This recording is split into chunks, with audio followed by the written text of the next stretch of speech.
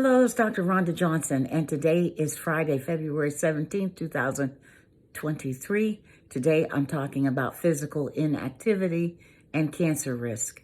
Now, I know for the past week, I have focused on modifiable risk factors for cancer. Why? Because many folks who have been so busy coping with the COVID pandemic, this has taken precedence over thinking about cancer prevention and cancer screening for the past 3 years. That's why I wanted to focus on this. Now, not all cancer risks are modifiable.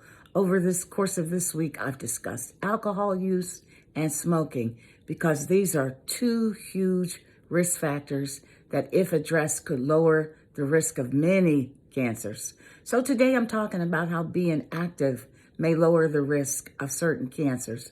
Now, just like I did before, a lot of what I'm discussing comes from the American Institute for Cancer Research website.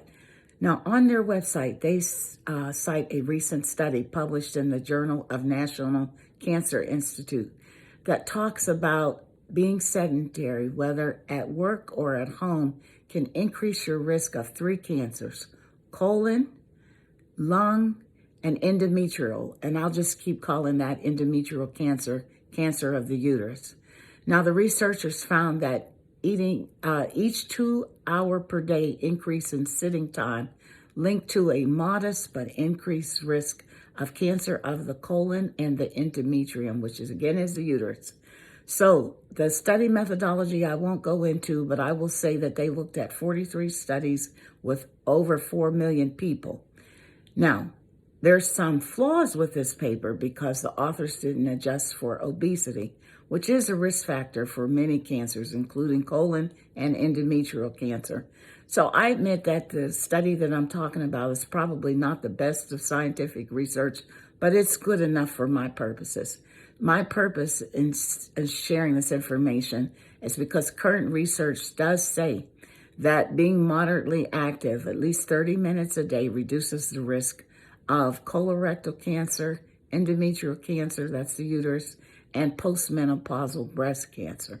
Now, we already know that a sedentary lifestyle increases the risk of being overweight and obese, and obesity is linked to type 2 diabetes and cardiovascular disease and a whole lot of other conditions. So the bottom line, folks, is moving more throughout the day can make a difference for cancer risk as well as improve overall health. Now, to get the maximum benefit of physical activity, we have to combine it with healthier eating habits. So it's never too late to start being active, start moving. Any type of physical activity is better than none. Please always check with your doctor, especially if you have chronic medical conditions for which you get regular medical care before you embark upon a physical activity program. Now, sometimes we think a physical activity means we have to go to the gym.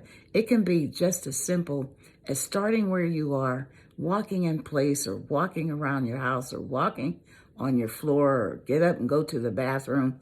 Just walk. Keep it simple. Start slow. Take one day at a time, but be consistent and have fun while you're moving.